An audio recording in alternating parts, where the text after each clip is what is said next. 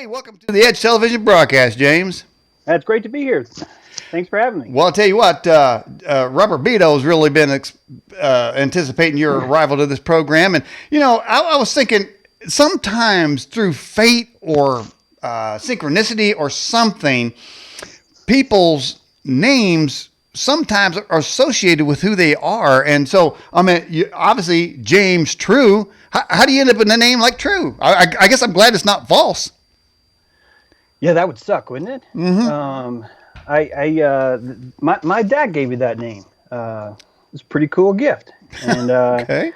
I try and keep it as tight and clean as I can. Doesn't mean that makes me true. Mm-hmm. It just means that I pay more attention to that word than maybe the average person might. Well, then that walks us right into the word truth, which, everybody has a version of truth. And I don't understand why if truth exists, James, in its purest form, it has to go across all strata, all beliefs, everything in order for it to be truth. Otherwise, it's conjecture. It's just somebody's opinion, and it's not the truth.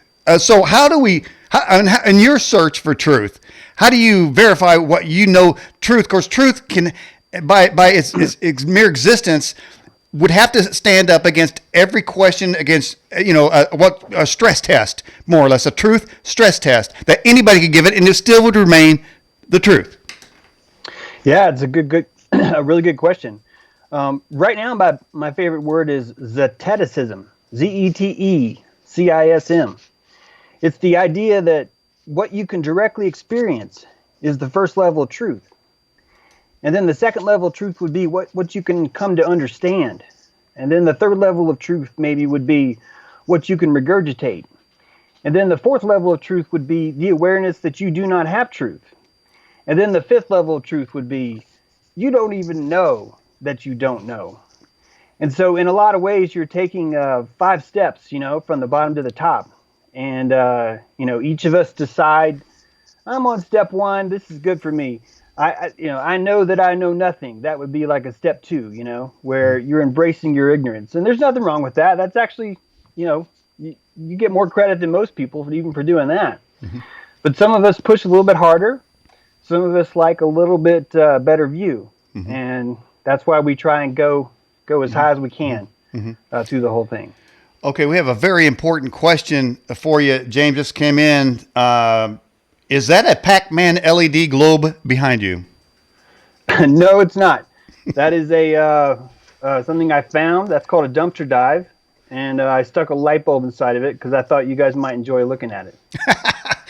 Well, for some, it's better than last week's guest. The last week, and I'm not besmirching, it's just kind of funny because he had a light behind him and it was some kind of gargoyle demon looking thing, and people thought that they were projection some kind of evil spirits against everybody. But anyway, welcome to the program. And James, you wrote a book, Blueprints for Mind Control, and man, with the advent, look at that, love it. That is the eyeball. I don't know about that. I guess that's not the all-seeing eye. That's not the all-seeing eye, is it? No, that is the world pulling your eyes open, and showing you the truth. And what you're looking at inside is the shepherd has opened the door, and you can see his shadow in the doorway there. Wow. And he's guiding you. Mm-hmm. And that's what truth really is. Truth is the result of trauma. Truth is the result of pain. Truth is the result of being wrong and learning how to admit it. Mm-hmm. And to getting back up again and going, damn it, that wasn't right. I will try again. And that's why we're all here. There's a reason why we're not born into truth. I used to get really upset about that, going, well, why is there so many lies? And I assumed the world was broken. I walked around, it's like, the whole frickin' world is broken. You know why? Because there's too many frickin' liars. And I was convinced of that. Mm-hmm. But I've got this new theory lately that, no. Why would we have such a beautiful world and it be so broken? How is that even possible? So I've come to this new understanding. It's a working theory. You could call me in a week and I might tell you something different. I'm not asking anyone to hold me to it, but that maybe this evil's on purpose. That maybe the entire reason that we have lies is to sort of turn ourselves into better, deeper people, where we can discern truth. It's a process. It's an alchemical process that your soul goes through. It's one thing just to be told truth and to regurgitate it, but it's quite another to be able to go out in the world and hunt it down like mushrooms, like moral mushrooms, and finding these gems and pulling them out, or finding crystals, pulling them right out of the ground and going, yeah, this is a truth. To be able to recognize its essence instead of being told where it is and how to go get it. So in a lot of ways, this world is kind of like a giant mixing bowl, and we're thrown in with this muck. We're rusty, like our insides, our discernment is rust, but we're here to become stainless. We're here to alchemically turn lead into gold, but from inside of ourselves, like inside of our ability to discern and look at stuff. That's why truth is so hard. That's why it's so uncomfortable. That's why you can watch the news and be comforted by stories like with Notre Dame, where it says, well, the cause of the fire is unknown. Some people call that a truth. They go, okay, well, the fact it's unknown is a fact. Therefore, I now have the truth. The cause is unknown. But someone like you or me, someone like Robert Bitto would say, I want to know what actually happened. I'm not done. I need more truth. I am still thirsty. Or as Oliver Twist would say, I would like some more. And you're there with your bowl and you're like, look, man, I need more. And some of us are here to strive for more. Some of us are paladin, on horseback, while others are infantry. And that's really what this world's all about, in my opinion. Now maybe that's because my last name is True. Maybe I just focus on that too much. But that's kind of where I'm at lately. Or it could be your calling. While you were talking about the news, man, there's just so many reports that I could just roll out right now. One of the easiest ones for me to delineate here with the LNS is the Fort Hood shooter. The guy puts on a white robe. He is a Muslim. He has a record of dealing with terrorists. Cooperating with them. He goes running into the barracks there. He shoots them screaming Allah Akbar, and we get motive unknown. So I'm going to kill all of you for Allah, and we're told the motive is unknown. I'm thinking, wait a minute, the motive's not unknown. Right. And of course the entire continent of Europe does that in every single event. Now, as Bear was talking about earlier, talking about the Notre Dame fire, I just want to point out a couple real quick things. One, in 1993, the World Trade Center bombing was attempted to be blown up, and people were actually killed by Muslims, Islamic extremists. 9/11, they came and finished the job. Well, in 2016, shockingly, a woman who went by the name of Abu Omar went and tried to blow up Notre Dame, the Notre Dame Cathedral. She was caught, and her henchmen. And now, of course, it's on fire. Immediately, ISIS says, we can't wait. Don't go ahead and rebuild so we can do it, burn it down again. But they're all told it's just a random fire, except for the fact that there were 8 fires in the month of February in churches in France already. And there's, as far as my information shows, there's been 845 church attacks in the last year in France. But it isn't in the news. They don't want you to know that. And I'm not just picking on Muslims. I'm just saying this truth, we can't get the truth. Well, James, how do you start from any story to get the truth? That's a badass question. And I think I have a badass answer because I actually use lies now as a cipher. I can turn on the news and I can see who's telling me the news. And I can triangulate that. I can triangulate the lie that's going to come out of their mouth. And I can triangulate the truth too. And I can use that to discern where are they coming from, what's their vector, how fast are they going. Those factors are freaking crucial, man, if you want to hunt the enemy. Because now, when I say how fast they're going, how fast are they rolling this story? Are they slow rolling it? Or are they pushing as hard as they can, man? That's a big cipher right there. Right away if they're pushing it as fast as they can, there's some desperation going on. They're trying to do some kind of psychological thing. If they're slow rolling it, it's actually more that they're trying to tame something. Typically, they're slowing something down. They're actually allowing a breathing room in the audience. You need to think about this like a professional wrestling match where you don't want to overwhelm the crowd too much. You want to have a lull in the crowd, which gives you the ability to bring up a high again. So you can start to kind of discern the rhythm that you get from the media. But the most important part of the cipher is you realize what it is they're not saying. You pay attention to what they don't say. And that's when you use those two things along with the Hegelian dialectic, which is the art of triangulation, you can absolutely discern almost all the time what's happening. You know, the news is going to introduce a thesis. They're going to say the Muslims did it. They know that when they say that thesis, they're going to automatically have a sympathetic vibration of the antithesis, which is people would say Muslims are being oppressed. Now, these two things have nothing to do with the truth, because in the middle of the thesis and the antithesis is the synthesis, which is what actually happens. And this is how we as sheep are led astray.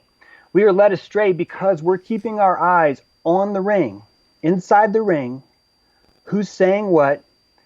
The Hulk Hogan character is flashy and colorful. He says crazy, awesome things that you get behind and you're like, fuck yeah. And then the dastardly dragon, El Dastardo comes in and he's, dressed in black and he throws sand in your face and he insults your wife and he just does rude stuff. You need these characteristics to hide what's actually going on. So you can use all this as a cipher to look back and realize not once when you go to a Super Bowl do they ever say the owner's names. Never in the competition on the field is the owner mentioned, talked about, or even hinted at. Yet he's the one that's driving the entire show. So with that, the news is helpful, but only if you're looking at it in the right way. Only if you're pulling out the right information from it.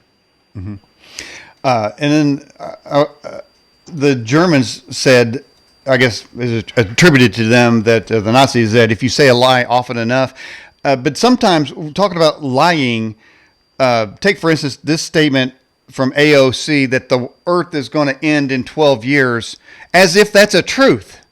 It's not based on any known science whatsoever. How could anybody in a position of power make statements like that unless they believed that they were going to project this truth and get a result from the listener, whether it be obedience, submission, support? Yeah, she's a bumblebee. She's a queen bee. What she does is she buzzes a certain vibration, and that's a vibration of guilt and shame. It's the green movement is actually a mind control movement. I don't know if okay, let's take petroleum. It is the most energy dense fuel that we've ever found as far as practical purposes go.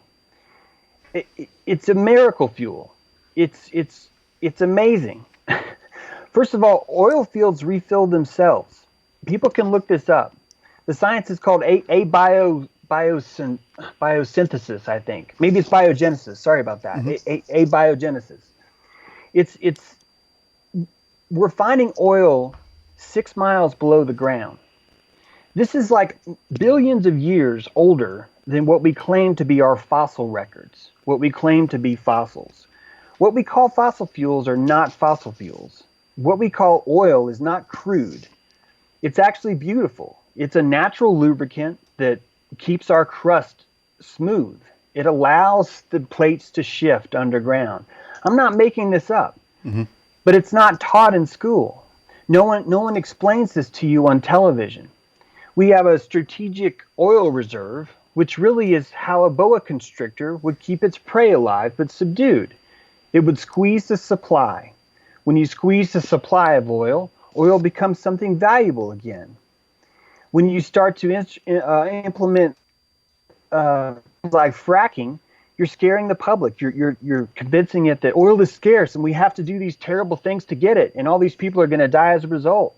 They want us they want us to think that our carbon footprint is like an evil cancer. They want us to think that humans are an alien pond scum that fornicated itself into a walking monkey and got stupid enough to breathe. They want us to think that our exhale, everything that we exhale, is a poison that's here to destroy the earth. And that's where the lie is. That's where the mind control is. Did you just say fornicate with a monkey? Yeah, that's what they want us to believe, that we started out as pond scum. And through pond scum, we managed to get it on with an eel, and that eel got it on with a fish, and that fish got it on with a frog, and the frog got it on with a monkey, and the monkey masturbated himself into what we call man today. It's the stupidest idea I've ever heard. This entire thing that they teach us, everything that they teach us, if you learn something for free, i.e. through compulsory education, most of it's a lie. Most of it is a constriction of the truth, I should say, because it's easier to lie to somebody with the truth. The way that you really lie, though, is just to constrict some of it. And that's why we've been told certain things. It keeps us in a bunker. It keeps us in this this mental mindset, kind of like horse blinders, where the horse feels like he can see the entire world.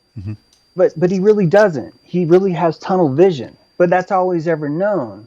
He's been gelded at such a young age that he just doesn't understand what he's missing. More and more people are waking up like me, like Robert. More of us are going, what the hell's going on? That's bullshit. What you just told me is not true. And so we're forced to figure out what true is ourselves. Well, and that's where that word Satanicism comes in, because you can reject the scientism and come back to your senses and use that to interpret the world.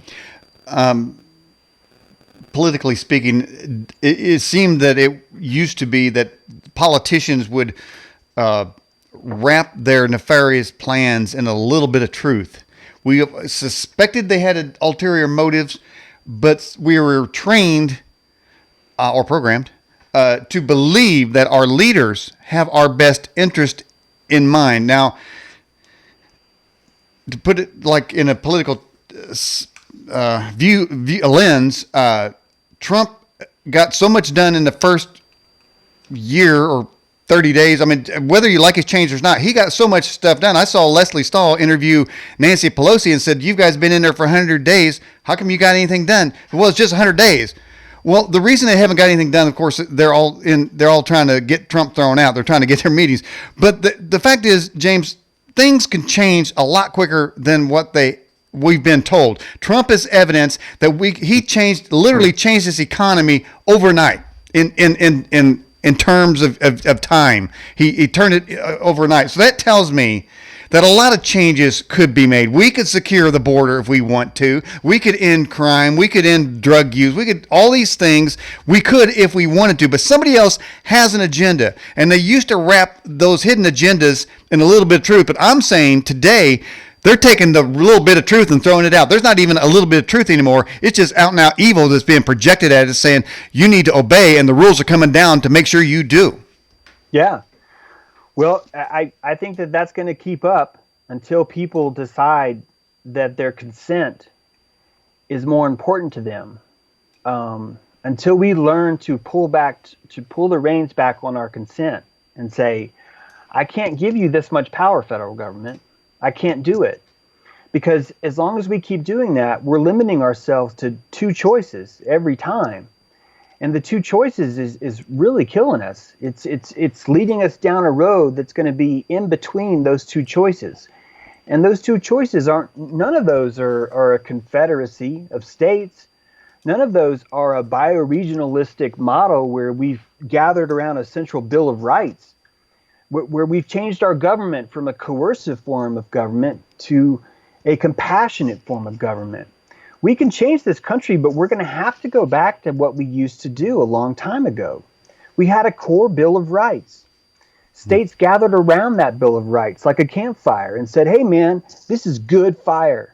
We don't need to change it. This is good fire. This works for all of us. Mm-hmm.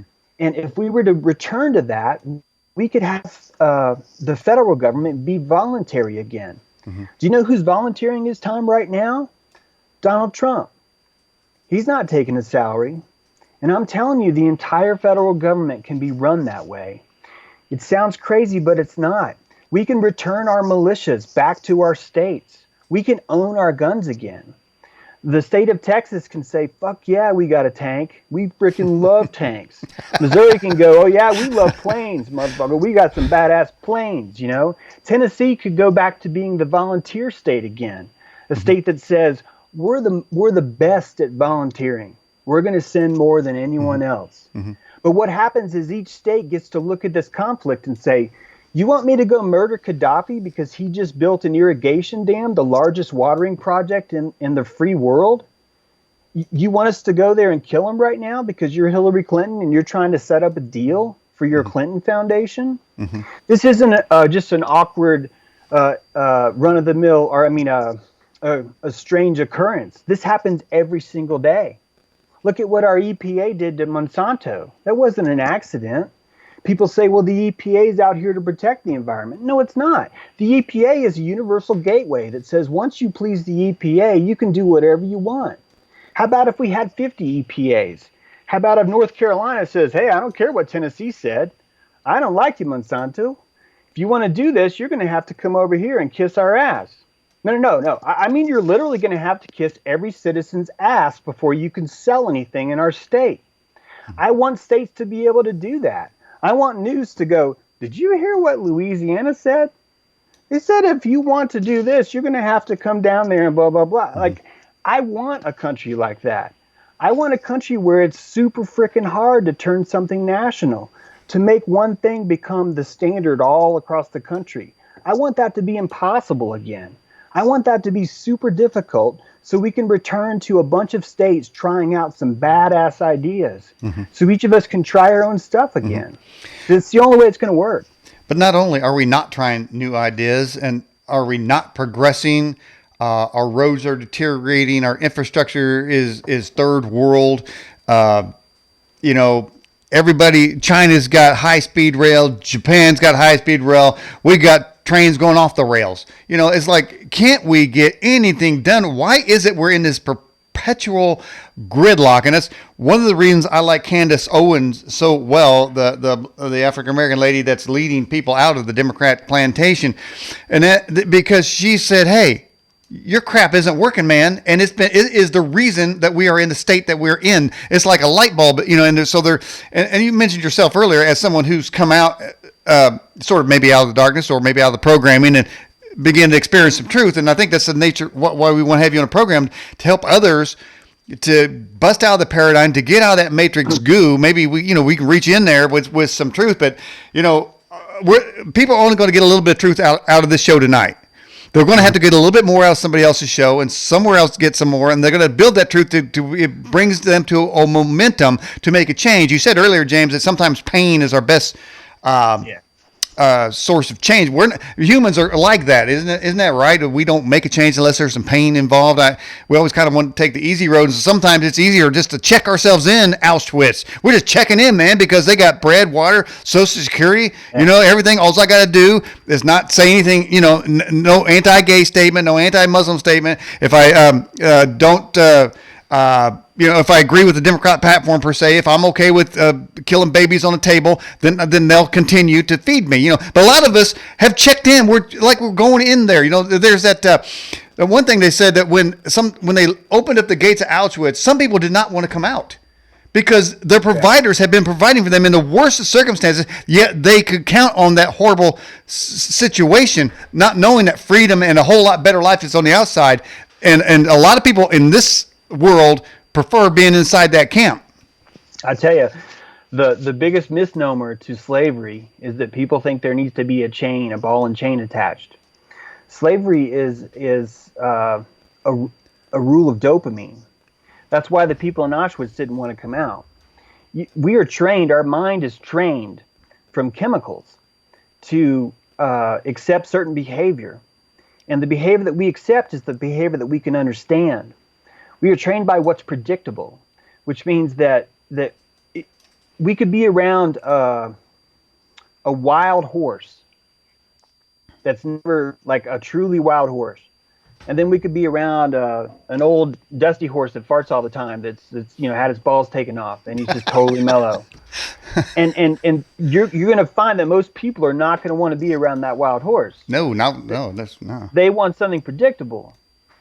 Now you need to ask yourself, well, which of those is true? Is it the stallion, or is it the tame horse? And you start to understand this is how mind control works. Pretend like that stallion is raw truth, because it is. It's hard, man. You're not going to be able to go to sleep. You're going to be like, oh my God, what is that horse going to do to me now? Like that's what it's going to be. And so our controllers, our compulsory education, what we think are countries aren't even countries, in my opinion. I know that sounds insane, but the way that we are controlled is so effervescent that we don't even realize just how bad it is. And it's part of why I wrote this book, because it explains that there's always 3 steps to mind control. It's always the exact same 3 things. The first of which is it's going to convince you you're broken.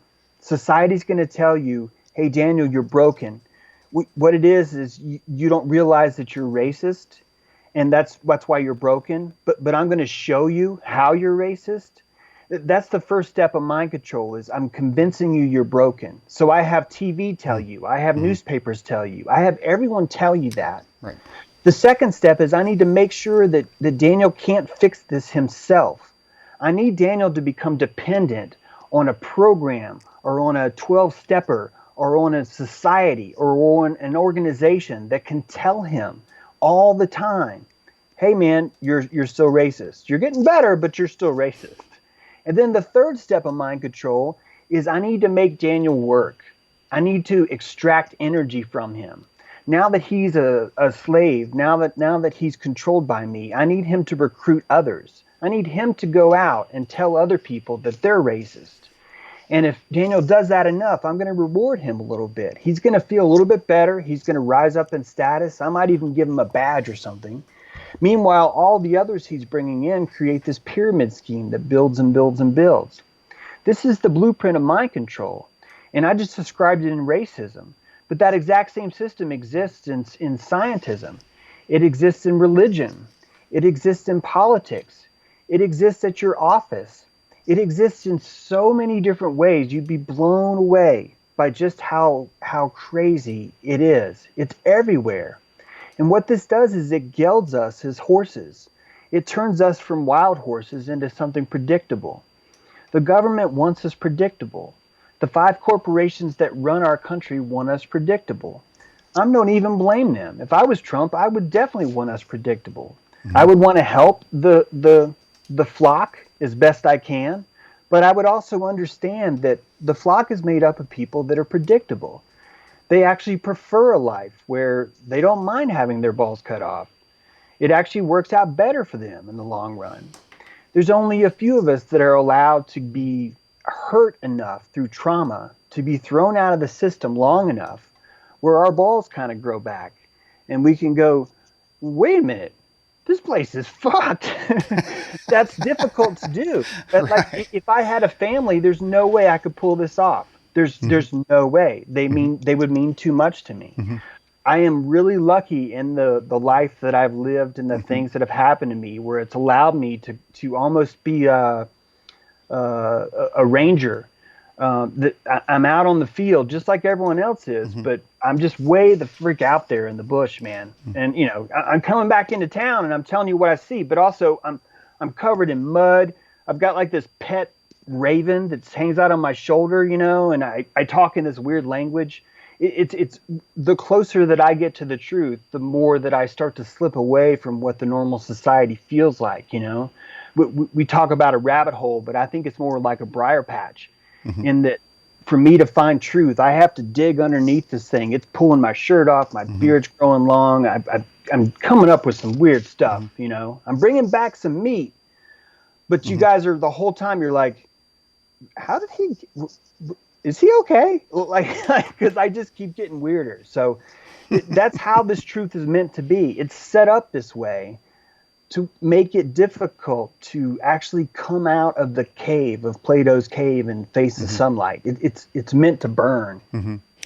Well, I tell you what, somebody needs to come out of the cave here because, I've been getting stained in my Facebook feed. James, I said before you got on here, everybody wants to let me know about a Peter Buttigieg kissing his husband there, and it's gross. I don't want them on my Facebook feed, but I was thinking about that, what you were just saying. Then in California, they have transvestite kids hour at the library. And a video comes flying through, and here's a transvestite, and he's on his all fours, and he's twerking on all fours in front of these little kids. And I'm thinking, how is that all right? And I'm thinking, Hillary Clinton sold 25% of our uranium to the Russians. How is that all right? And then New Jersey passes a bill where if a baby is born, 4 or 5 people can stand around it like some kind of druid occultic event and decide if the baby lives or not. How is that all right? Now, this to me is a matter of programming, how that we've accepted the insane, bizarre, and sick as normal everyday occurrences. That kind of puts what you were saying as it stress tests what you just said, and that is when you see those and these kinds of things, and you're not able to respond the way you should, what normal or maybe what truth is, then you have been subjugated by the programming, and you don't even know it. Yeah, there's 2 different levels where that happens. The first of which is when you're in a situation where you cannot say what you want to say, so you're aware of it, you're aware of the programming, but you still let it affect you.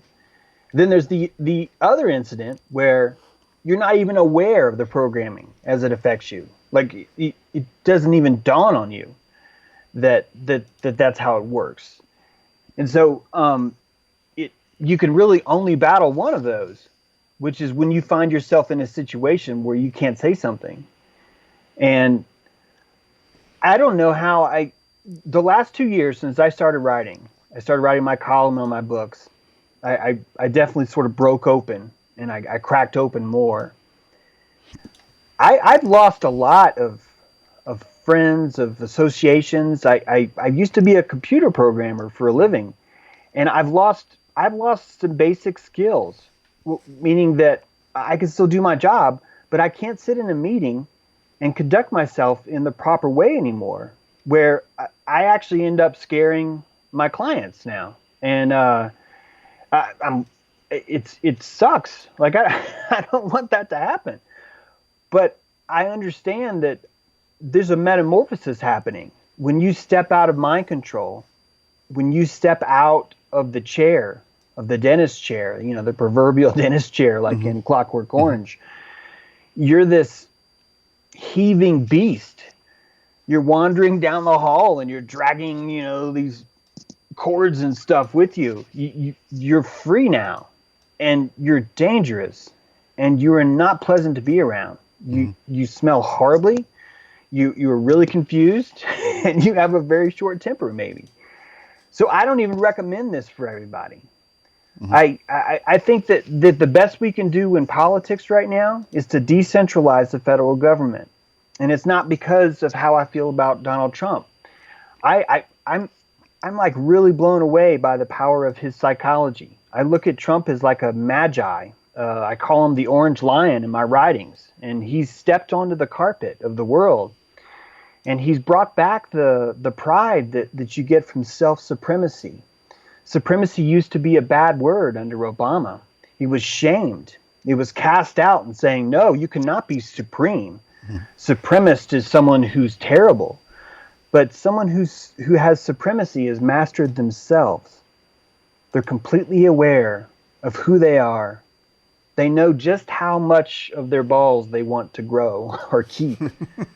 They master themselves. And a country of men would be terrifying if you were a cabal government like Hillary Clinton was running, like the deep state has now. They would fear a country of patriots, of decentralized patriots, of lamplighters, of 250 million Paul Reveres, where if you imagine all of us mustering, we wouldn't muster because we enlisted. We muster because we believe in something. Where we don't wear someone else's jacket, we wear our own clothes, because that's what makes us Americans. And that really is what a patriot is. It's someone that steps out of the dentist chair and says, fuck this place, man. I'm not putting up with this anymore. And if you're going to go to the library and see transvestites trying to pop your kid's pituitary gland, because that's what they're doing, they're trying to sexualize the child early. It's creates a different brain chemistry. That's why they talk about gender early. They're trying to stimulate that to allow that to happen. You're turning children into ADHD robots that are waiting and ready for a device to be placed in front of their screen. They're stealing your child's soul.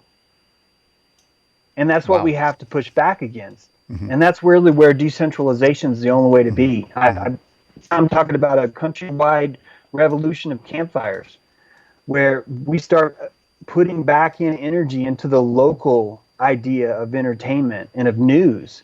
Because right now, news is like a karaoke song where what's happening flashes on the screen, and whoever can repeat it the best to each other is considered informed.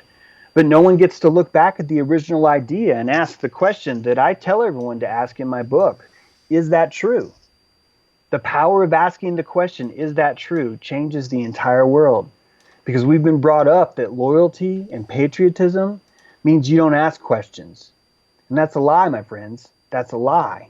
Patriots ask questions. They ask it's true all the time. And if someone laughs at them for doubting science, if someone like me says, hey, NASA, I'm really confused about what you're saying about the vacuum of space, that makes me a patriot, because I'm brave enough to spend the time to look into that kind of stuff and go, what are you guys doing with our money? Like, what exactly is it you're doing?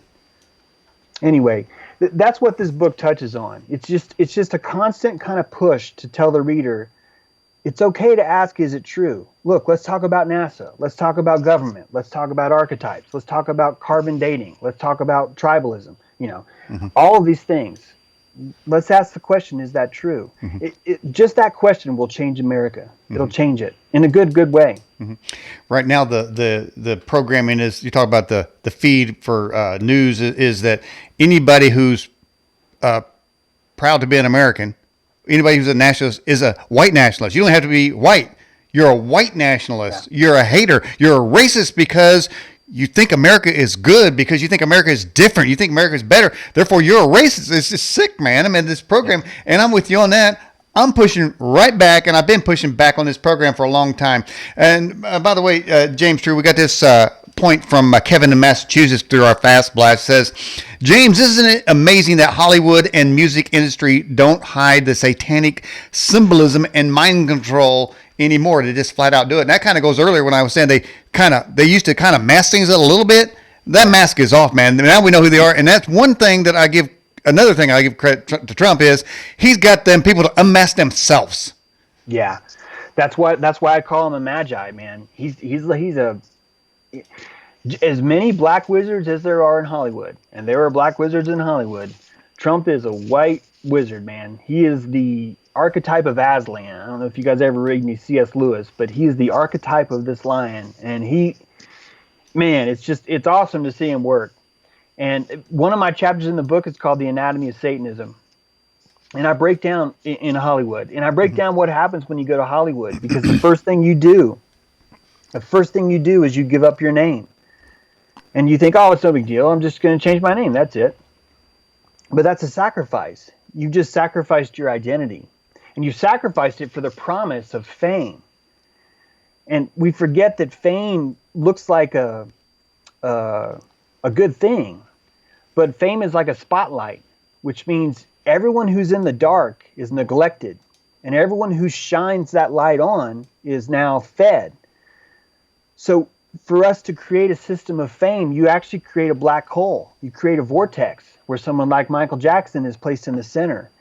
And everyone around him says the same thing. He made me feel special. And it creates this evil vortex where man, mothers are throwing their kids over the gate of Neverland, telling them, hey, man, have sex with my son. Ooh. Like, do it. That's how bad it is. And it's not just Michael Jackson. And Michael Jackson was a victim. He's a survivor that didn't make it. Because when he went in, he was tempted by the exact same forces that do the exact same thing to others. Because you don't get to be in the show in Hollywood unless you kiss the starfish. I'm just going to say kiss the starfish and let you guys figure out what that means. But there becomes a degradation that's necessary for you to succeed in a world like that. And that creates a vortex. We think about Saturn and the rings of Saturn. What is the rings of Saturn but a bunch of rocks that have been thrown in the same direction? Evil isn't really a creature. It's more like a title. And there are people all over the world that want that title of the most evil. And they've been trapped in this vortex, and that's what Hollywood is. It's this vortex that someone's managed to capitalize the energy and suck from it like a vampire. I'm wondering, when you're saying that, man, I was thinking about Obama and his worldwide apology tour. He kissed the ring of the Pope. He prostrated himself in front of Islamic I don't know if they call them kings or what they call them, man. But, I'm wondering if is that sort of what you're saying, the sort of thing that empowers somebody in Hollywood? Is that what he was doing, saying, look, I'm going on the world stage. I need power, and so therefore I will give my allegiance or my... Absolutely. So back to earlier when I was talking about how the blueprint of mind control and racism, how there's the 3 steps. We've convinced the entire nation that we're racist. And so because of that, you're able to introduce a Manchurian candidate like Barack Obama who cures that feed. In other words, we introduce the fetish, which is, oh my God, we're all racist and we don't want to be. And then we introduce the cure. This is called the thesis and the antithesis. Obama, because he's the archetype of all the left, this is all of their hopes. Hope is a drug, Pandora's box. There was one evil that was still left in the box, and it was called hope. And when you think of that, you're like, well, why would hope be an evil? But hope is a kind of energy that requires a desperation. It only exists when you have that desperation. So if you think about that, Barack Obama was an archetype that was steering America into a nosedive. He was able to capitalize on the hope and steer it right into the ground. He was able to turn the plane, just nosedive it right in. America's a big problem to a world cabal because we still have guns. America has a problem to the cabal because some people like me know what the word Confederacy actually means. There's something about patriotism that's a problem. Now, it was important to them to have that because they need something that opposes Islam. There's a worldwide war that's being brought together because of the Balfour Declaration. It's happening right now. But that war is a war of archetypes. It's why Notre Dame was burned this week. It was burned 3 days before Good Friday. It was born 3 days for the Temple of Isis to be reborn. For the first time in 800 years, there was no longer a roof over Notre Dame. And that was during a waxing pink moon. The full moon was on Friday, 3 days right after the fire started. Before Notre Dame was built, it was called the Temple of Isis. The same limestone that makes up those walls was pulled from the catacombs underneath Paris. The entire thing is a satanic ritual that is really deep when you start to trace these stuff. And that's what my book does. It looks back at these rituals and as they happen, and you're able to use that as a cipher to figure out what's going to happen next, what the goal is, things like that. You know, when you were talking about Obama and his hope, it reminded me when Bill Clinton said, "And there's still time or in a place for a guy like me from a place called Hope."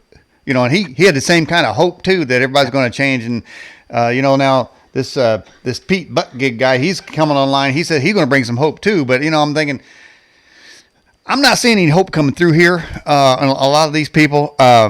We need spine, not hope. It's interesting. You were talking about Trump. I've been saying on the program, he's so masterful. What he does is, James True, he holds a shiny object out there, And all these bugs, these maggots, man, they all jump on it like we got him. We finally got him. Look, did you see what he did? And they don't even know that he's holding that shiny object for them to bite on. So that shows how stupid they are. And it kind of reminds me. There's a scripture that said, had they known that they'd crucify the Son of God, they never would have done it. There's the same kind of stupidity with the stupidity of these people. They jump on it and then they're exposed. And it's interesting. I don't know if it's fate, synchronicity, or what it is, but a whole lot of people that's come against Trump have ended up like Avenatti. I mean, there's a worst case scenario. This guy was talking about running for president. He was on CNN 150 times. He made millions of dollars. Yeah, this guy, man, he's going to prison forever now. But, there's so many people that have come up against him. James, there's a book called The Providential Life of George Washington. And it recounts all these stories, how the Continental Army should have been destroyed, and they made what should have been mistakes. They were turned around, and at one point, the England commanders asked the people in the field over here, "What is the problem?" And they said something appears to be backing him up. They didn't know what it was. And I'm not saying that Trump is a Christ figure. I'm saying that he's almost like appointed in a time and a place.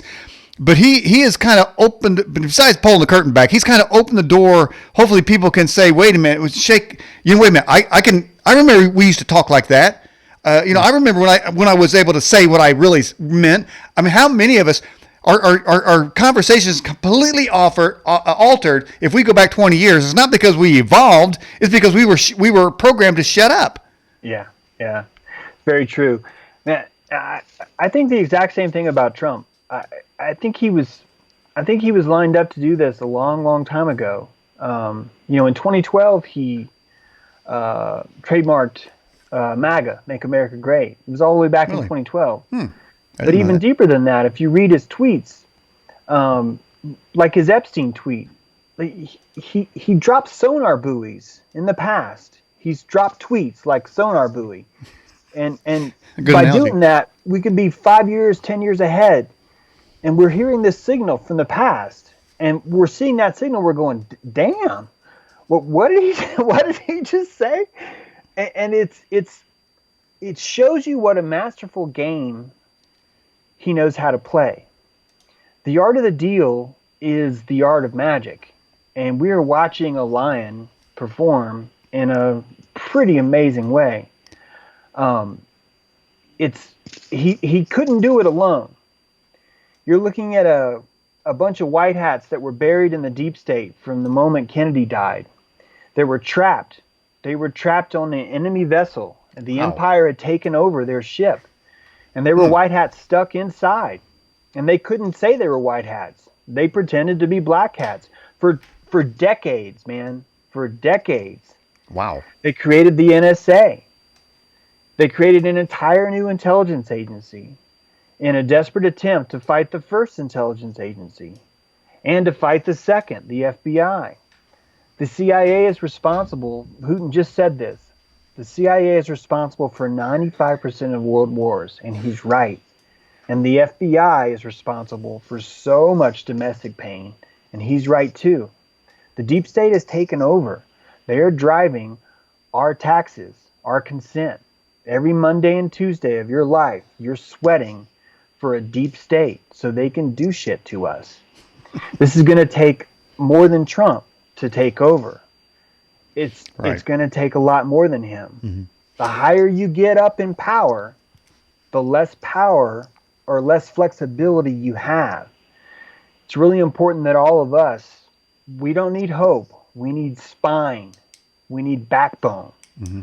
We need all of us to take control of our own power and to find whatever way we can to decentralize the federal government, to make them earn their money again, to return our system back to this core Bill of Rights where our states can experiment again. I truly believe that was the heart of America.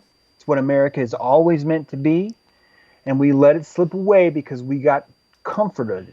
We were taunted with war, with the Civil War, with World War I. Archduke Ferdinand did not cause that war. There's a lot deeper things that are happening. And we have to take that back now. We have to pull the sword from the stone right now and go, man, this is our power. Mm-hmm. This is Excalibur is me. Mm-hmm. It's my spine. Mm-hmm. And that's what makes America. It's 250 million backbones. Well, and that is true. And I know one political party is trying to get people to willingly surrender their spine. And I agree with you. I heard Greg Gutlag say about Trump that there's no going back. And I tell you what, I'm never going back to what I can't even imagine a Mitt Romney or George Bush or Jeb Bush getting up there. It would be so disgusting because all I would hear is these platitudes, man, that have imprisoned us and wrecked our country for 50 years. Why don't we have personal jet cars now and high speed magnetic levitating trains, man? Why don't we have vast fields of forest instead of highways? Why? Because they won't let us succeed, and I'm sick of it. But it's going to take a whole lot of more people to break free from this prison cell that they put us in, this matrix. James, how do we start a fire? Because Trump started a fire, I guess you could say, but now we need the embers. We need these embers to go out and light other fires. How do we get this fire started among the people we know? It's as crazy as it sounds. That's why I'm saying campfire. The symbolism of a campfire is the exact same kind of magic that Trump does over the world. He says things, he rattles the media, he dangles the keys, because he knows it's going to cause the thesis, antithesis, and then the synthesis of what it is he wants to do. He wants to point out the hypocrisy. So he'll bring up this and he'll bring up that. If we decentralize, it's going to fix all that. The best archetype I can come up with for decentralizing America is a campfire, because it's the first time that if you've got a TV on, if you've got a device on, you're going to be coming to the same sources. It's just the way that the world works. It's great that we have all these voices like yours and mine, but we're small potatoes. We're not going to be able to reach that kind of stuff. We're in a sense our own campfire. We need to do this on a mass scale. We need to stop pretending that they're going to give us permission for something. We're the ones that gave them our consent. Government is the child of the people. It's not the parent of the people. We need to bend our government over our knee and smack the shit out of it for a moment and pull its pants back up and say, look, this is your allowance and this is what you have to do. And that's the answer. We have to stop asking for consent. Even when we're happy, when Trump's in office, we have to not be happy with Trump. I know that sounds crazy to say, but we have to overcome our need to need them. Mm-hmm. Federal government doesn't pay for our roads, doesn't pay for our fire departments. Mm-hmm. It doesn't help that way. We don't need to be giving it that much money. All right, well said. One of the things I saw in your bio that we put up on our website, talking about how that they use fear porn on people. I like to call it doomgasms, and that is seems like how you like that word? You like that? That's great. Yeah. You can put it in your next book too, by the way. Hey, by the way, are you writing any other books? We'll see. I've got some ideas in mind for sure. Blueprints is fresh out, and I'm a new author, so it's I'm hoping that this will do well, and it's people seem to like it, but it's being small potatoes. It just takes a little bit more to build up that audience. But my next book, if it was to be coming out soon, would probably be something like The Technology of Evil, and it would just kind of document a little bit more how the vacuum of evil works. It kind of unwraps the Bible a little bit, looks into the history of religion and how the snake of deceit has wrapped its tentacles around everything in our lives, and how using discernment of truth is the only way to actually define God. It's basically a blueprint of mind control, but for God. It's more of a look. I've always been really fascinated with religion. So. In the time of telling the truth is, they call it universal deceit, that 1984 statement. But I was thinking how they use there's a crisis at the border. There's literally an invasion coming up, and Robert Biddle might know a little bit more about this, but hundreds of thousands of people are coming up here, and the Democrat says there is no crisis. there. But the fear porn is that the white nationalists are taking over and they're coming to get you. It's not the hundreds of thousands of people that's coming up with drugs and sex slaves and human trafficking and these kinds of things and terror and MS-13 gangs. Isn't it amazing? The obvious thing is so obvious. It's like I was saying earlier about AOC saying the Earth is going to end in 12 years, and people say, "Oh, it is? Oh my goodness, what do I do?" Right? I mean, people are literally saying that. And then, but I'm just saying, showing how a classic case of what is obviously an invasion. They're saying it doesn't exist, but what does exist are these white nationalists. So this is another one of those classic fear porn cases where, and people are saying, "Well, yeah, the nationalists are out to get me. That's why I don't have a job." It's not because they have no skill. White nationalists, like, it's not even a word. That's not even a thing. Like, it really, that's all that is just a. When you play when you're a kid, you go up and you tag and you touch someone and they're it. Mm-hmm. And that's what white nationalist is. It's a game of it where people are like, you're it now. and all you got to do is just be like, this is a dumb game. Mm-hmm. I'm not playing this game, because it doesn't even make any sense. Like, on its own, a priori, I think is the word for it. White nationalist doesn't even make sense. Mm-hmm. Like, it's not even a freaking word. Mm-hmm. And in the mind control realm, James True, is the 5G network part of that? 5G is not here for us. It's here for our machines. The Internet of Things is its own internet. It's its own network. It's its own communication system. Mm-hmm. People pretend that 5G isn't going to hurt us, but we're already being hurt by what's happening with our technology. And when 5G gets here, 5G is already here, but when 5G is on our block, it'll become apparent too late. It's going to be something that you'll notice in your lighting, in your plugs, in your sink, in your refrigerator. It's going to feel like heroin at first. Mm-hmm. It's going to subdue you in ways because it's going to have a lot of glitter. It's going to say, wow, look at how your refrigerator tells you that Amazon should think about putting this in your basket. And you're going to go, someone's going to go, wow. But more importantly, if you don't go, wow, when you turn on Good Morning America, they're going to have a bunch of people that are screaming and cheering as some girl in a miniskirt brings it out and goes, look what I can do. These flowers now tell me when they need water.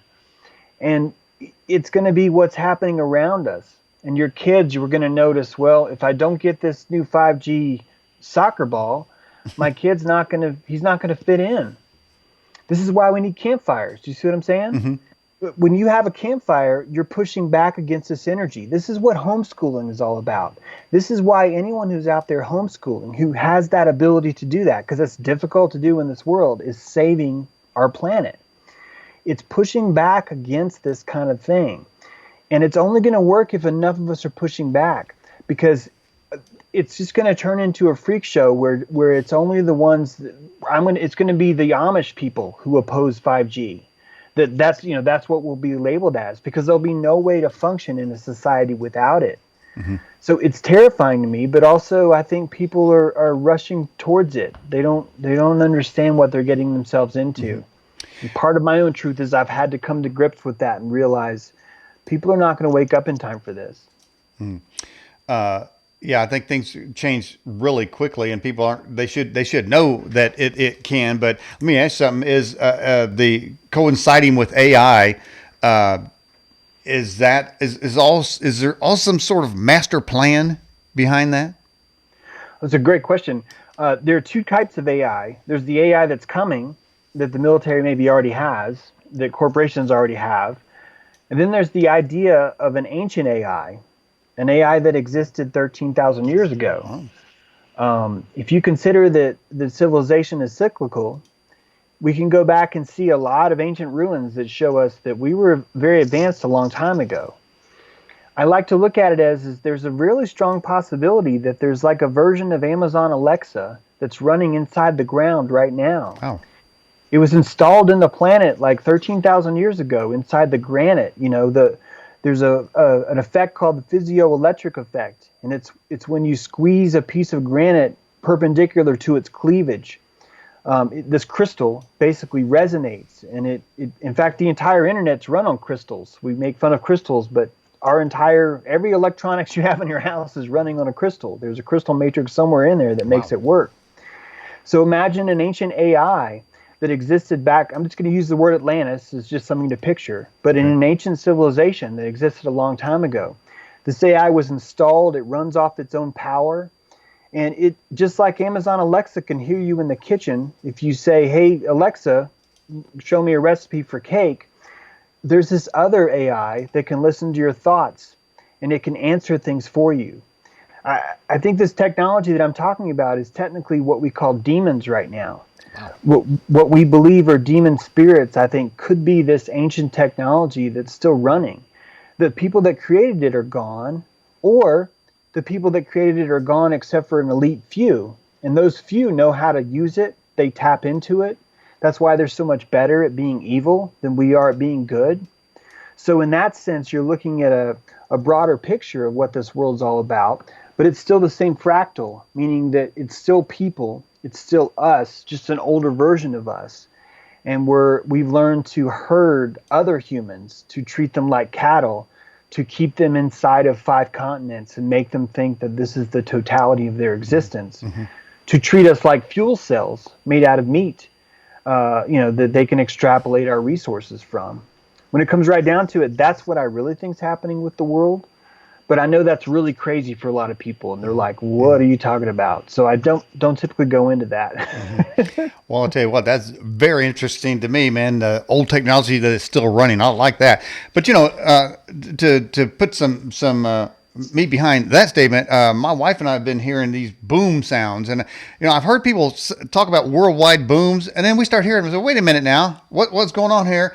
And then they stopped, and then I was just sitting on the porch and saying, "What's that? What's that high pitched noise that I'm hearing?" This is going, zzz, and there's nothing around, and that noise shouldn't have been there. But so various noises have popped up, and so now I'm thinking, hey, maybe that's some of the ancient technology still running, or perhaps somebody's boring underneath the ground, or perhaps a civilization underground. Maybe the Atlantean civilization is preparing to come up. I don't know. Yeah, well. It would make a lot of, it actually answers, there's that thing called Occam's razor, where you take the simplest thing and make that the truth. Right, you should. I would actually argue that Occam's razor argues that there would be an older civilization that is still around. I won't bore us with why, but really there's a lot of reasons why it would make sense that it would still be there. These booms and sounds you're hearing, if you think about what our mind teaches us, our compulsory education tries to convince us that space is where all the stuff is. It keeps us always looking up all the time. And if I was a technology, if I was an advanced creature that was running the earth, that treated humans like cattle, I would want them to always be looking in the opposite direction from where I actually lived. So I would allow the History Channel to flood me with information about aliens. I would have it all over YouTube and never once put a disclaimer underneath a video that says, hey, y'all, aliens aren't real. I would let that stuff permeate the entire world. But the ideas I didn't want them to look at, I would put disclaimers down there. Like if someone doubts that that NASA actually did what they said they did, I would want a disclaimer under there. If someone wants to question the story of 9/11, I would want to put a disclaimer under there. These are the fencing that we can use as ciphers. We can use this to decipher the mind control that's making us work. So if you think about if there are sheep herders that herd us as countries, and they certainly seems to be that way with the World Bank, where do they live? Where are they from? What are they like? And I think that's when you start to realize that Earth is bigger than we think it is. There are places on this earth that we are not allowed to go. And it would be very simple to limit us in certain ways through mind control and through technology to make us think that maybe there are 20,000 satellites orbiting the earth, when in fact we've been running GPS since World War I. Since World War I, we've had GPS long before we ever launched a rocket. It's things like this that blow my mind and make me always question and look and say, is that true? And that's really what the book's all about. What about those who suggest that we live in a holographic universe? Have you delved into that? Yes, I think those people are dangerous. I love those people. They're my friends. But what's happening is that they're falling for the satanic realm of ascension. Ascension is to actually leave your body. It's to disassociate. When you disassociate from your body, you have dissociative disorder. You may have an identity dysmorphia where you create multiple names for yourself. Wow. You may even find that your gender is dysmorphic, where your gender blurs from male to female or from frog to fighter plane. Right. This is when you leave your body. Culture is constantly telling us, get out of your body. That's why when men are born, they chop the end of our dick off. Whoa. We are taught to trauma program and to leave our body constantly. We're shamed. We're terribly shamed about what it is to be a man. That's why we're shown pictures of Bruce Jenner turning into a woman or Bradley Manning turning into a woman. They're programming us to feel shame in our own bodies. Why? Because if we were deeply seated in our own skin, we would be dangerous. We would be non-predictable. We would be badasses. Right on. I don't, we're sort of recent Facebook friends. I had a graphic. I had it for a while. It said that the left had sent me an email saying that Cosmic Cowboy is a toxic and that I need to change my logo to Toxic Cow Person. I said, fuck you, and not going to do it. Okay? I'm going to ride this damn rocket right in your face, man. I'm not going to do it. That's right. So this is what it's like to wake up. It's grow your fuse shorter. I think we'll find that politeness. Okay, imagine that we were savages on an island. Now, when I say, first of all, it's funny how we call savages the ones that don't wear shoes. Like the people that keep their toes in the dirt, we call savage. The people that don't need a bunch of things hiding their clothes, they can just go with a loincloth, we call savages. It's the people that are comfortable in their own skin that we're calling savage. As you start to wake up, more and more people are going to call you savage. More and more people are going to look at how uncouth you are, and they're going to repel that. It's because they're afraid. The world is full of cowards, and when you tell them they're a coward, they get really angry at you. They don't like it. But when you call someone a coward, that's actually how you show respect for them. You're looking at a man and you're saying, I see more in you than this. Stop giving me this pretend smile. We taught this society that let's just show our teeth. This is what it means to be normal, Daniel. This is what it means to be really great and everything's just super. That's what insane people do. Insane people walk around going, hey, how are you doing? That's so great. See, men don't want to be liked. We want to be heard. We don't need this bullshit where it's like, oh, you're just the greatest guy. I just love you. You're just so fantastic. We don't need that. Men run differently, and real men are scary because they don't need that outside coming back at them. We've been taught to feed. We've been taught to find that tit of virtue. Where we're just sucking on it, like, oh, just tell me I'm virtuous. That's all I care about. We've been taught to flog ourselves in public for attention and like it, where it's like, oh, I'm going to shame my ego today. Oh, well, my ego is so bad. Well, the ego is the core of your morality. Ego makes you stand up and go, hey, you guys are full of shit. Ego makes you look at the man and go, hey, fuck you. I'm not buying this anymore. But we're constantly shaming it. That's all we do all the time is shame ourselves.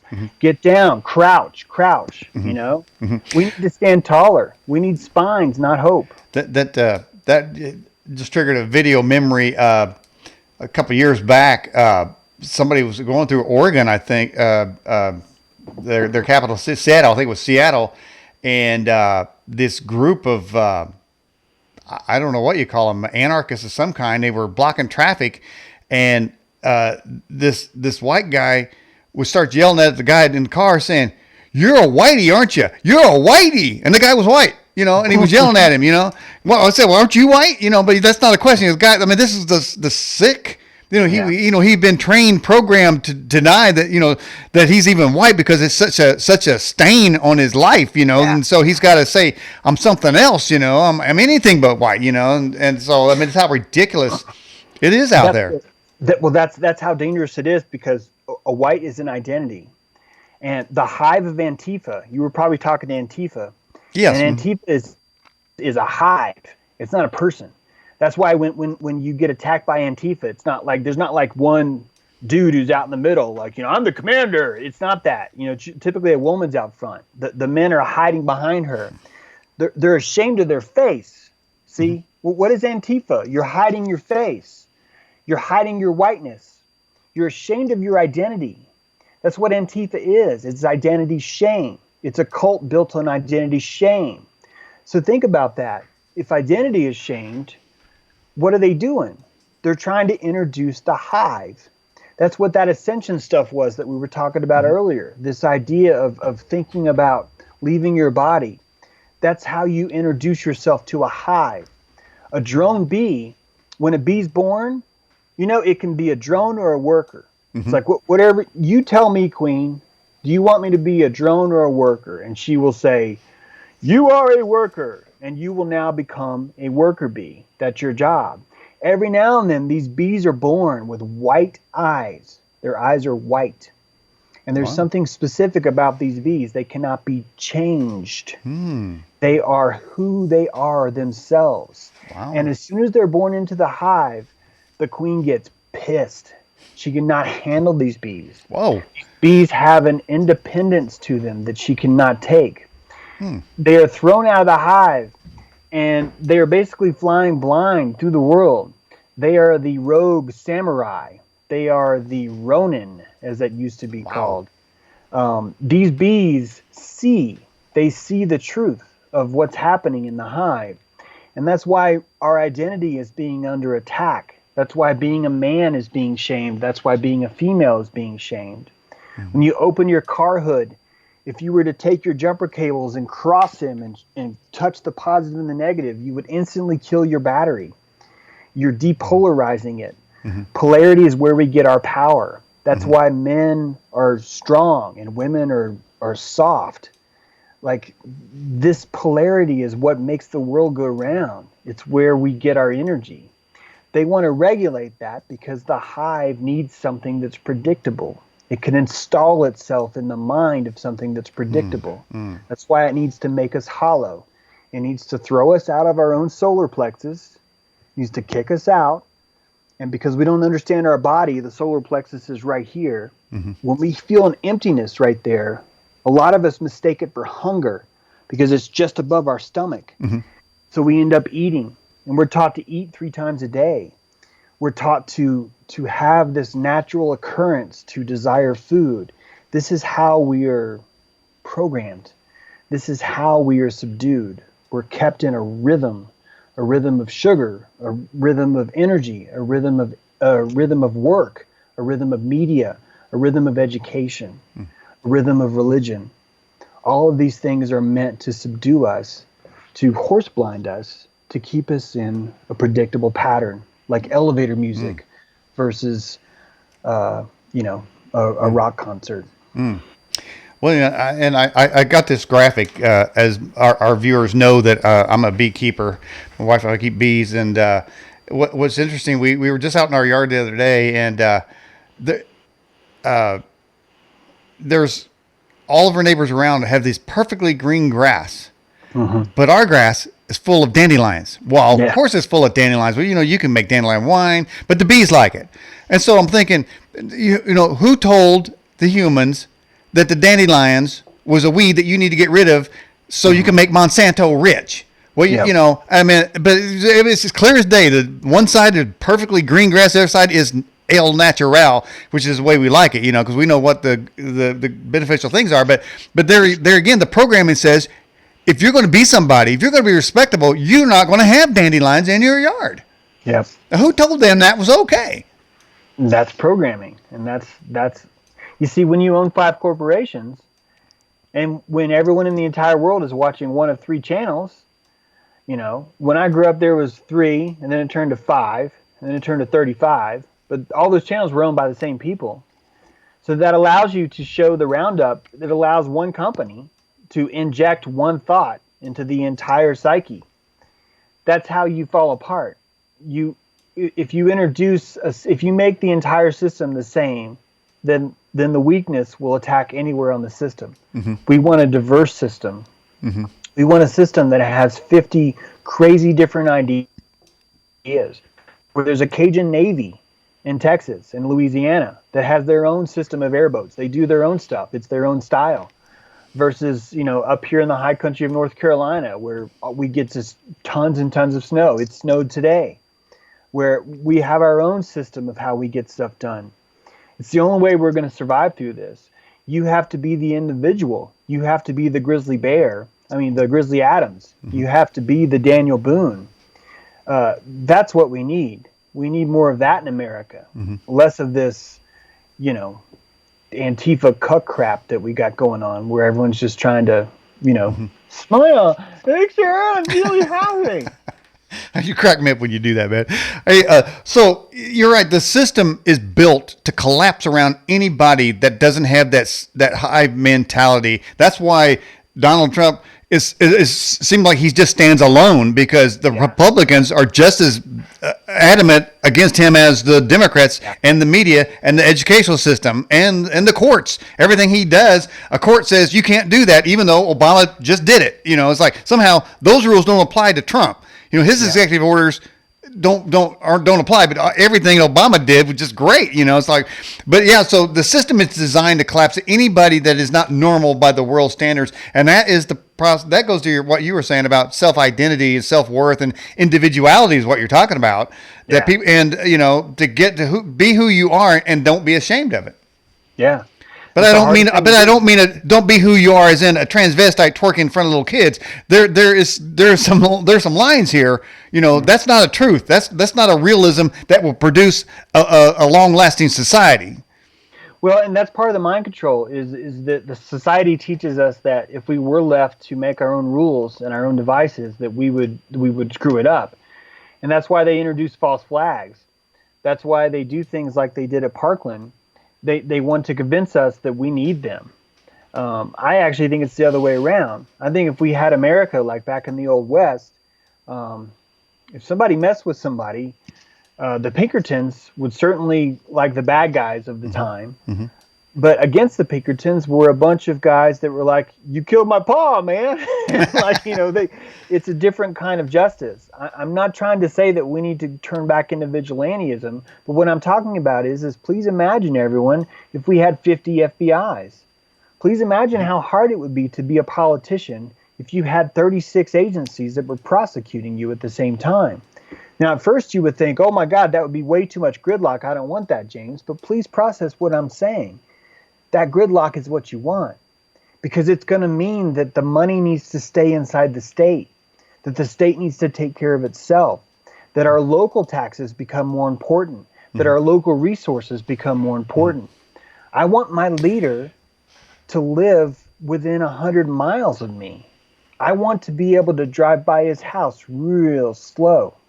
Like that should be a right of mine to do that. Right, yeah. And that leader should be nervous, where his constant job is, I need less laws. I need less responsibility, because the less that I do, the less people are going to be mad at me.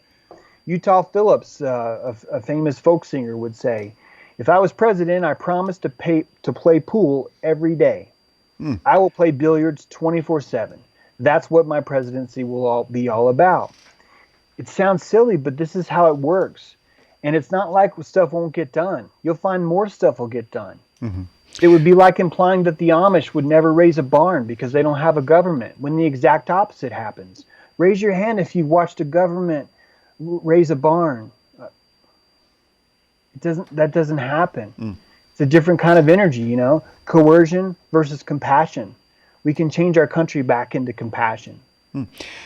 So James, are you really saying buy local? Yeah, I'm saying make local. Create local. Change your life to be local. It's tricky. It requires work. But do it. Work on it. And start a campfire. Because the more you start to understand, hey, this campfire is mine. Like, this campfire's mine. You start to understand, I'm gonna invite some people over to my campfire. I'm gonna become the news now. I'm gonna become what's important in the world. And so that way, when you hear their stories, their narratives that come repeating in, they're gonna have less effect on you. And the less they affect you, the less powerful they'll be.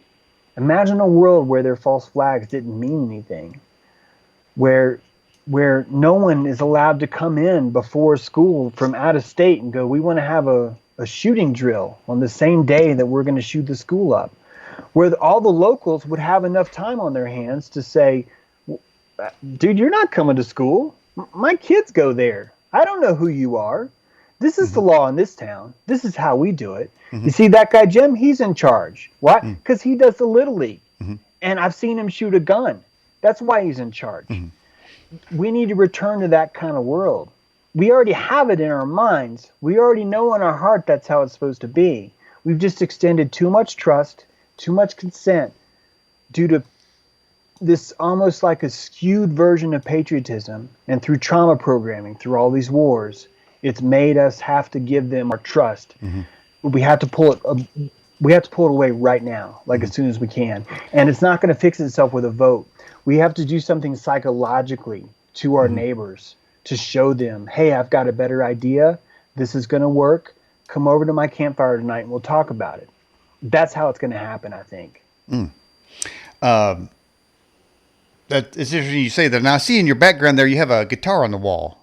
So do you like literally sing campfire songs yourself? I do play.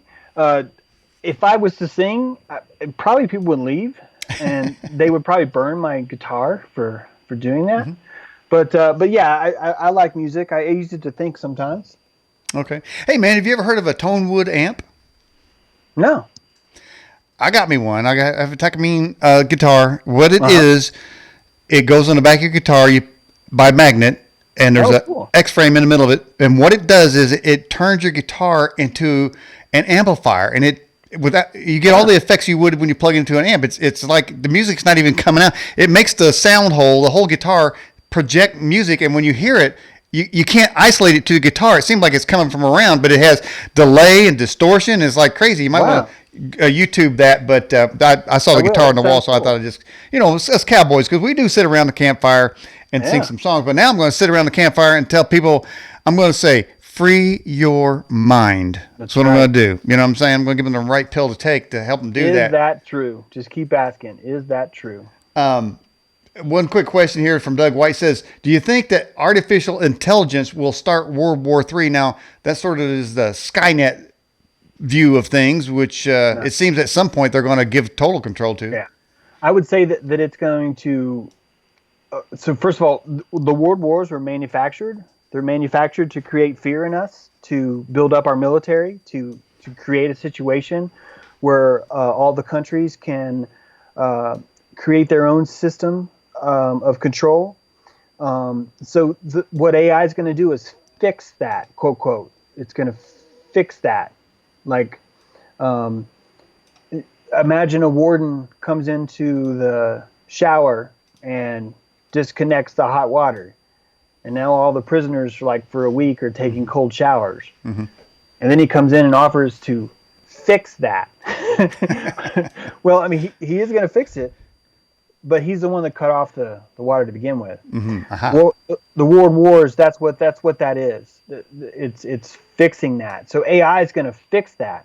AI is going to, once 5G's here, AI is going to be able to hypnotize you anyway. So they're not concerned anymore. That's why your gun's not going to matter after a while. Once 5G's installed, your gun's not going to be as effective as it used to be, because your dopamine is not going to tell you it's okay to defend yourself.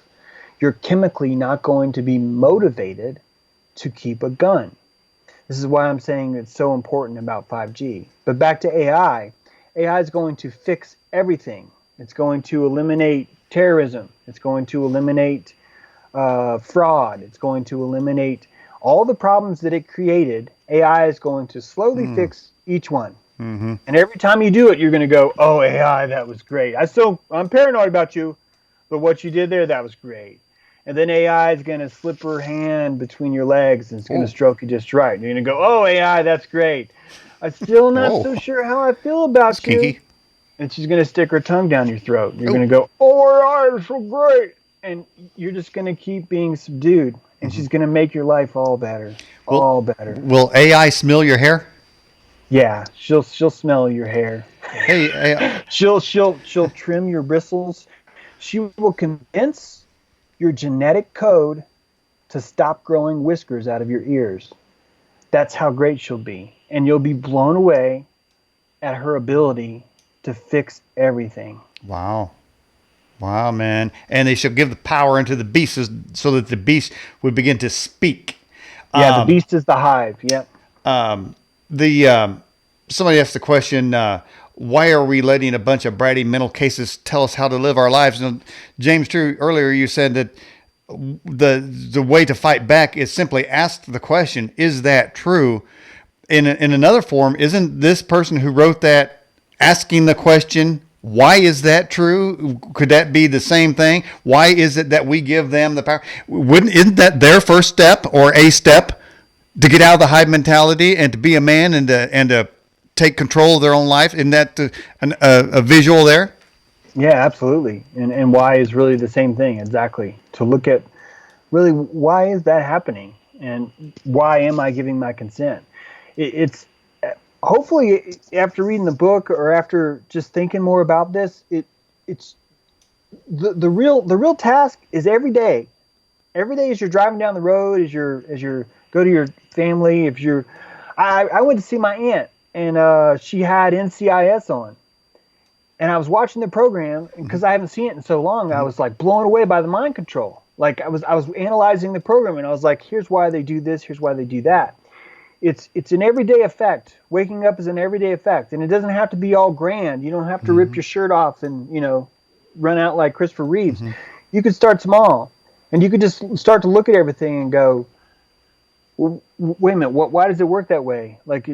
Why does it have to work that way? Does it have to work that way? And that's what creates a sympathetic vibration. Well, see, I have a question. Why, talking about observing movies, why is it that in every Bruce Willis movie, he's a washed up, broken down police officer who's divorced, who has a bratty kid? In every single movie, man. Can that guy ever be married? I don't, have a normal family? I don't get it. It's the same one every time. I don't know. This question I had, just kind of side there. Listen, James True, we're getting near the end of the broadcast. Where can people get this awesome Blueprints for Mind Control book of yours? That is available on Amazon. Yes, that's right. The same machine we're talking about sells that book. I look at it as I've ingested a virus into that machine. Good. And by you going there and buying it, you're doing that. But if you don't like that, you can also go to my website at jtrue.com. That's J as in James, TRUE.com. If you go there, I can send you an autographed copy. I'd love to do that. You can sign up for my mailing list. Today I released a column called Our Lady of Isis. It's about the Notre Dame fire. It talks about the archetypes involved and the prophetic nature of this fire. That's available for free on my website. I just released a piece about Michael Jackson 2 days ago. It explains how he was mind controlled into cutting off his own face and destroying himself. Wow. And how he was trained through pedophilia to become this monster. He was a Dr. Jekyll, Mr. Hyde kind of thing. So it's a lot of psychology on there and a lot of articles that I think you'll find will encourage you to ask, is that true? Awesome. James True, I appreciate you coming on the Edge Television broadcast. Can we have you on again sometime? I would love it. I really enjoy your energy. This is great. It's been a lot of fun. I hope the listeners have enjoyed it too. Okay, my friend, we will talk again. All right. Take care, everybody. All right, everybody, that was James True here on the Edge Television broadcast. This program will begin to replay directly after the show, and then we'll put the high definition video up in our YouTube channel. We'll put the audio in our TuneIn Radio playlist. TuneIn Radio channel, our TuneIn Radio channel plays all of our programming. We just put show after show in there, so they all the time rotate. You never know what you're going to hear, but if you're driving around, you want to tune into that TuneIn Radio program as well. We'll be back next week. Thank you for everyone for participating in this show tonight. Daniel Ott for The Edge. Bye-bye.